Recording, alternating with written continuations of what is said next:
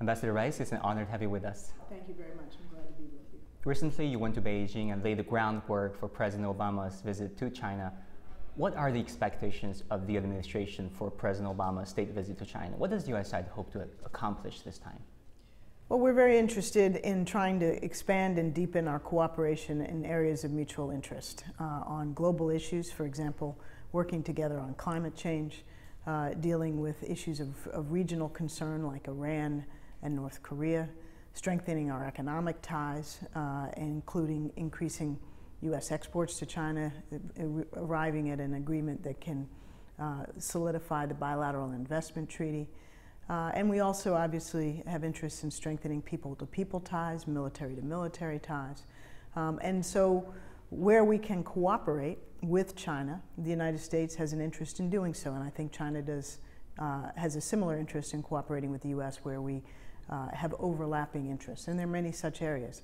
Where we have differences, our interest is in speaking about them frankly and clearly and managing them responsibly. I heard that there will be some informal interactions this time around in Beijing, pretty much like the Sunnylands. What can you tell us at this point? What are those informal features, and what does the U.S. expect these informal interactions between the two presidents to affect the dynamics of this relationship? Well, our view is that it's helpful when leaders of important countries have not only a business relationship, but get to know one another a bit more personally. And so in Sunnylands, when President Xi visited, they did have something of an opportunity to spend time together without a lot of their respective teams. In Beijing, we're looking forward to doing the same. There'll be opportunities for them to have some private time as leaders. There'll be some smaller meetings and smaller meals in addition to the normal formal program. Where will that take place? Well, I'll leave it to the Chinese side to determine the logistics and preview that, but we're looking forward to the visit. So are we. And you brief the president every day, and you're pretty much at the center of the president's foreign policy making. Can you help us understand, where do you and the president see and characterize the current state of U.S.-China relationship? Is China perceived as a growing partner or a rising competitor? We view China as one of the most important bilateral relationships that the United States has in the world because of China's size, because of the integration of our economies, because of the importance of our ability to cooperate on global issues and to deal with issues of regional and global security. So this is a very complex, multifaceted and important relationship. We view China as a country with whom we would like to work to the greatest extent possible where our interests converge. Where we differ, and there will inevitably be areas of difference, we think it's important that we manage those differences carefully and responsibly and openly. But we have been able, I think, to speak openly about those and to exchange views and to respect one another's approaches. And there's the perception that the underlying driver of U.S.-China relationship is the increasingly intertwined economic and trade ties. Yet on the military and security side, there's the mutual trust still has room to grow. Do you share this sentiment? I think that there's room to grow on all sides of the relationship, and that's a good thing. That means there's upside opportunity.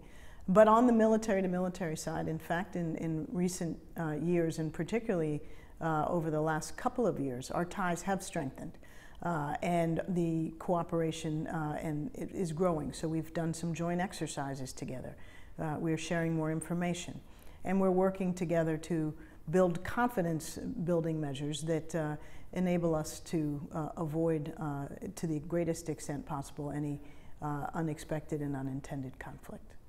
One security challenge both countries face is anti-terrorism. Domestically, China faces a radicalized group called Turkestan Islamic Movement. Claimed responsibility for the Tiananmen Square attack last year, causing 40 civilian casualties, and earlier this year in the train station in South China, the stabbing incident causing 140 casualties. How does the United States characterize those attacks? We've been very clear in condemning all forms of terrorism, and we've condemned these attacks in the same vein. Obviously, our hearts are with the people who suffered and the victims and their families. We are very clear in opposing terrorism in all of its forms, wherever it may arise. And we think that this is an area where the United States and China ought to be able to intensify their cooperation, whether dealing with the new threat that ISIL poses or other global and regional terrorism challenges. I think many are asking at what level and through what specific programs will China and the U.S. work on combating the threats of terrorism?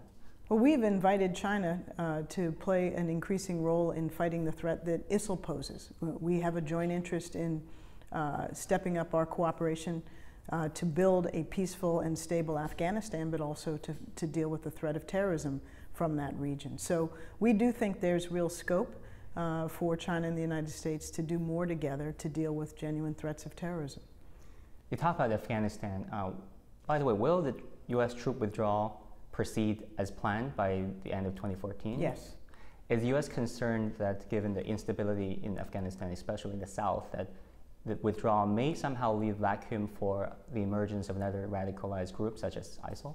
The United States has been very clear, and in fact the whole NATO coalition, that at the end of 2014 there will be a transition. Our combat operations will end, and yet there will be a remaining American and NATO presence for a period of time to train and advise and assist the Afghan forces so that they can continue to build up their capacity. They're now providing security around the country.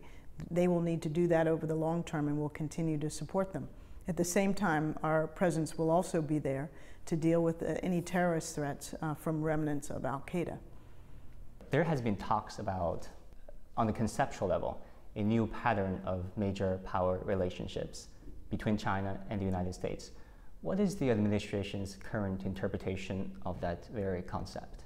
I think it's very much, as I've said earlier in this discussion, we view the U.S. relationship with China as one of the most consequential and important relationships in the world. We aim to deepen and strengthen our cooperation across a broad spectrum of areas where it is in our mutual interest. And we think there are many such areas: economic, security, diplomatic, global health. There's a broad range of areas where we can and we should cooperate more. But we also think that we have to be clear and forthright about where we differ and work to manage those differences responsibly so that they don't evolve unnecessarily into confrontation. That's how we view this relationship, and we think there is potential for a great deal of progress. Right. On climate change, having covered this bilateral relationship for a while now, and it's not hard to see that China-U.S. cooperation on climate change has happened on an accelerated pace in the past 2 to 3 years. What are the considerations behind this, and what will happen this time around? Well, the United States and China are the largest economies and the largest emitters. And so going into the very important UN conference next year in Paris on climate change, countries are going to have to decide how they're going to approach their obligations in this new era that will be negotiated. And so the United States and China have been discussing what we will contribute to the global effort to manage climate change. We're also very actively exchanging technology and insight as it relates to clean energy. It's an area where our economic relationship is growing and where we see real prospects for both economic and political advantage because of the importance that both sides attach to improving the environment and dealing effectively with climate change. On people-to-people exchange, one of your folks told me that you went to China way before you became a diplomat, right? Absolutely. Tell us about that experience. I first visited China in 1987. I was a graduate student studying in the United Kingdom. And I visited China with the man who is now my husband. We weren't married at the time. We spent more than a month backpacking around China. We started in Beijing, we went to Xi'an, Shanghai, Guilin, Guangzhou, and a number of other places. So it was a very extensive trip. We traveled very cheap in trains and buses and the like. But it was a great opportunity to see China at a very different stage of its development. As President Obama's top foreign policy and security advisor, how do you see the administration can improve people-to-people exchange to help Chinese and Americans, average citizens, to truly break stereotypes and truly have more nuanced understandings of each other? This is a very important area for our relationship. And as you may know, there's some 235,000 Chinese studying in the United States. There are an increasing number of Americans studying in China. The president made a commitment, set a goal back in 2009 that within 4 years we will have had 100,000 Americans study in China. We call that initiative 100,000 strong. We've met that goal. And so I think as more and more Americans and more Chinese have the opportunity to study and work in one another's country, learn the culture and the language, the ties between our two peoples will only grow, and the potential of the relationship will grow accordingly. What's your expectations on the role of the APEC summit, and what issues can be discussed and solved at this Beijing summit? Well, as you know, the APEC summit is primarily about strengthening trade and investment ties among the Asian Pacific countries. So we come with an interest in trying to make progress on important agreements, for example, the WTO Information Technology Agreement. That's an area where we're looking to see progress among the nations assembled. We'll look forward to discussing the full range of trade and investment issues in Beijing at APEC. On Syria and ISIL, it's reported that early in October, Defense Secretary Chuck Hagel wrote you a memo criticizing the administration's measures to deal with ISIL and said, quote, "The administration should have a sharper view on what to do with the Assad regime." Is that true? It's true that he wrote a memo.